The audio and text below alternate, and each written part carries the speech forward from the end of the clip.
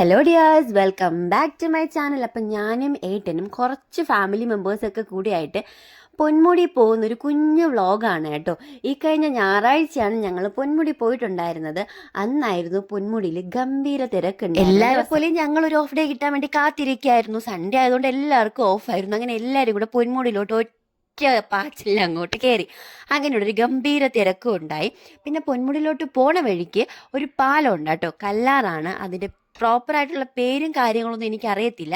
ഞങ്ങൾ എപ്പോൾ പൊന്മുടി പോയാലും ഈ ഒരു പാലത്തിൽ അങ്ങോട്ട് പോയി അവിടുത്തെ ഒരു വ്യൂ ഒക്കെ കണ്ടിട്ടേ പോകാറുള്ളൂ. അവിടെ എത്തിയപ്പോഴത്തേക്ക് നല്ല മഴ ഉണ്ടായിരുന്നു.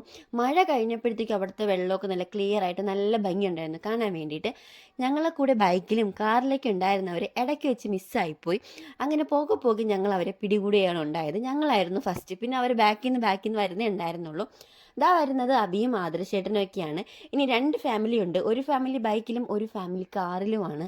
അവരും ഞങ്ങൾ അങ്ങ് പൊന്മുടി ടോപ്പ് എത്തിയിട്ടാണ് കേട്ടോ മീറ്റ് ചെയ്തിട്ടുണ്ടായിരുന്നത്. വീട്ടിൽ നിന്ന് ഇറങ്ങിയപ്പോഴേ നല്ല എക്സൈറ്റ്മെന്റും കാര്യങ്ങളൊന്നും ഉണ്ടായിരുന്നില്ല. കാരണം ഈ കോട വരുന്ന സമയത്ത് പോവാൻ വേണ്ടിയിട്ട് ഞങ്ങൾ കൊതിച്ചിട്ട് പോയി അവിടെ നിൽക്കുമ്പോഴത്തേക്കും കോടയൊന്നും ഞങ്ങൾ ഇതുവരെ കണ്ടിട്ടില്ല. അപ്പോഴത്തേക്ക് ചേട്ടൻ പറഞ്ഞു വലിയ എക്സൈറ്റ്മെന്റ് ഒന്നും കൊടുക്കണം, നമ്മൾ പോയ ദിവസങ്ങളൊന്നും നമ്മൾ കോട കണ്ടിട്ടില്ല, അപ്പോൾ വലിയ എക്സൈറ്റ്മെന്റും കാര്യങ്ങളൊന്നും വേണ്ടാന്ന് വിചാരിച്ചിട്ടാണ് ഞങ്ങൾ വീട്ടിൽ നിന്ന് ഇറങ്ങിയത്. പക്ഷെ പോകെ ഞങ്ങളുടെ എക്സൈറ്റ്മെന്റ് കൂടി വരികയാണ് കേട്ടോ ചെയ്തത്. നല്ല മഴയുണ്ടായിരുന്നു. ഞങ്ങൾ താഴത്തെ ഹെയർപിന് കയറുമ്പോഴത്തേക്കും ഞങ്ങൾക്ക് കാണാൻ പറ്റുമായിരുന്നു കേട്ടോ മുകളിലെ കോട ഇങ്ങനെ വന്ന് നിൽക്കുന്നത്. എനിക്ക് എത്രയും പെട്ടെന്ന് അങ്ങ് മുകളിൽ എത്തിയാൽ മതി എന്നുള്ള ഒരു വല്ലാത്തൊരു എക്സൈറ്റ്മെന്റും കാര്യങ്ങളൊക്കെ ആയിരുന്നു.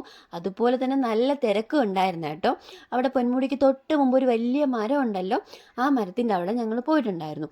അവിടെ എത്തിയപ്പോഴത്തേക്കും പിന്നെ പറയേണ്ട കാര്യമില്ല കേട്ടോ, ഞങ്ങൾക്ക് ഈ മരത്തിൻ്റെ അവിടെ നിന്നിട്ട് അപ്പുറത്തോട്ടുള്ള സൈഡ് ഒന്നും കാണാൻ പറ്റുന്നുണ്ടായിരുന്നില്ല.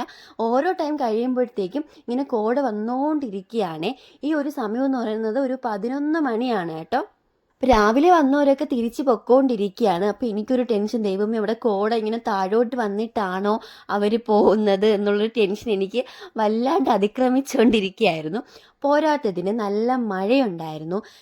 ടിക്കറ്റ് എടുക്കുന്ന ആ ഒരു സ്ഥലം എത്തിയപ്പോഴത്തേക്ക് നല്ല ബ്ലോക്ക് ഉണ്ടായിരുന്നു കേട്ടോ. പിന്നെ ഞങ്ങൾ 2 വീലർ ആയതുകൊണ്ട് ഒഴിഞ്ഞൊഴിഞ്ഞ് അങ്ങനെയൊക്കെ കയറി അങ്ങനെ പോയി ടിക്കറ്റ് എടുത്തിട്ടുണ്ടായിരുന്നു. ഒരുപാട് പേര്, ഞാൻ ഇത്രയും പ്രതീക്ഷിച്ചിട്ടുണ്ടായിരുന്നില്ല കേട്ടോ. ഞങ്ങൾ പണ്ട് ഇതേപോലെ ഒരു കോട കാണാൻ വേണ്ടിയിട്ട് പോയിട്ട് അവിടെ സ്റ്റേക്കേഷനൊക്കെ ഉണ്ടായിരുന്നു. പക്ഷെ അന്ന് കോടയും വന്നില്ല, മറ്റേ ജ്യോതിയും വന്നില്ല, തീയും വന്നില്ല എന്ന് പറയുന്നത് പോലെ കോടയും ഉണ്ടായിരുന്നില്ല, ഒന്നും ഉണ്ടായിരുന്നില്ല. പക്ഷേ ഇതെനിക്ക് എൻ്റെ ലൈഫിൽ ഞാൻ ആദ്യമായിട്ടാണ് പൊന്മുടി പോയിട്ട് ഇങ്ങനത്തെ ഒരു എക്സ്പീരിയൻസേ. റീൽസും ഷോർട്സൊക്കെ കണ്ടിട്ടാണ് പൊന്മുടി പോകുന്ന കാര്യം ഞങ്ങൾ പ്ലാൻ ചെയ്തത്. പക്ഷെ പ്ലാൻ ചെയ്യുന്ന സമയത്ത് ആ കാണുന്ന ആ ഒരു സീനറി നമുക്ക് കിട്ടുമെന്ന് നമുക്ക് ഒരു പ്രതീക്ഷ ഉണ്ടായിരുന്നില്ല. എന്നാലും നമുക്ക് ജസ്റ്റ് ഒരു ട്രിപ്പ് ആവില്ലെന്ന് വിചാരിച്ചിട്ടാണ് ഞങ്ങൾ എല്ലാവരും കൂടെ പ്ലാൻ ചെയ്തത്. പക്ഷേ വരാതിരുന്നെങ്കിൽ ഭയങ്കര നഷ്ടമാവുമായിരുന്നു കേട്ടോ. അങ്ങനെ ഞങ്ങൾ പൊന്മുടി ടോപ്പ് എത്തിയപ്പോഴത്തേക്കും എല്ലാവരും മീറ്റ് ചെയ്തിട്ടുണ്ടായിരുന്നു. അബിയും ആദർശേട്ടനും അച്ചാച്ചനും കുഞ്ഞയും മാമനും ആൻറ്റിയും എല്ലാവരും ഉണ്ടായിരുന്നു. അപ്പം ഞങ്ങൾ ഫുഡൊക്കെ പാക്ക് ചെയ്ത് വന്നിട്ടുണ്ടായിരുന്നു. വന്ന പാടെ ഫുഡ് കഴിച്ചു, കാരണം പിള്ളേരൊക്കെ വിശന്നിരിക്കുക. ഫുഡ് കഴിക്കുന്ന സമയത്ത് ഭയങ്കര മഴയായിരുന്നു കേട്ടോ. മഴയും കോടയും വല്ലാത്തൊരു വൈബായിരുന്നു. അങ്ങനെ പെട്ടെന്ന് ഫുഡൊക്കെ കഴിച്ചിട്ട് ഞങ്ങൾ പിന്നെ നേരെ നടക്കാനായിട്ട് ഇറങ്ങി. കാരണം ഇവിടെ വല്ലാത്തൊരു വൈബാണ് കേട്ടോ. എവിടെ നോക്കിയാലും പാട്ടും ഡാൻസൊക്കെ ആയിരുന്നു. എവിടെ നിന്നൊക്കെ വന്നവർ ഇവിടെ വന്നിട്ട് ഫ്രണ്ട്സ് ആയിട്ടാണ് കേട്ടോ തിരിച്ചു പോകുന്നത്.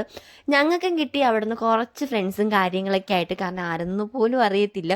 ഒരു JBL അല്ലെങ്കിൽ ഒരു സ്പീക്കറിൽ പാട്ടിടുന്നു, ഒരുമിച്ച് കളിക്കുന്നു. അങ്ങനെ കുറച്ച് നല്ല വൈബുള്ള കുറച്ച് ആൾക്കാരെയൊക്കെ പരിചയപ്പെടാനും പറ്റി. പിന്നെ എന്താണ്, കുറച്ച് ഫോട്ടോ സെക്ഷനാണ്. കാരണം ഇവിടെ വന്നാൽ പിന്നെ കുറച്ച് ഫോട്ടോസും വീഡിയോസും ഒക്കെ എടുക്കണമല്ലോ.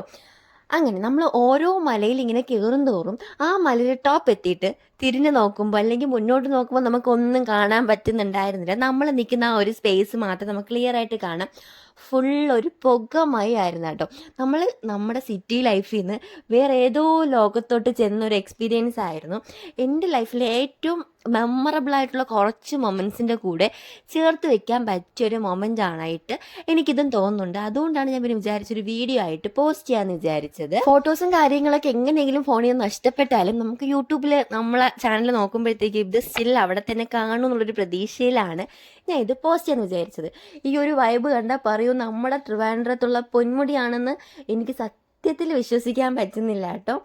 അങ്ങനെ ഞങ്ങൾ പോകാനായിട്ട് ഇറങ്ങിയപ്പോഴത്തേക്കും ഇത് ബ്ലോക്കാണ്. ഞാൻ ആദ്യം വിചാരിച്ചു കാറ് പാർക്ക് ചെയ്തതായിരിക്കും എന്ന് വിചാരിച്ചിട്ടാണ് ഞങ്ങൾ ഇതുമ്മയ്ക്ക് റെയിൻകോട്ടൊക്കെ ഇട്ടിട്ട് പോകാനായിട്ട് ഇറങ്ങുന്നത്.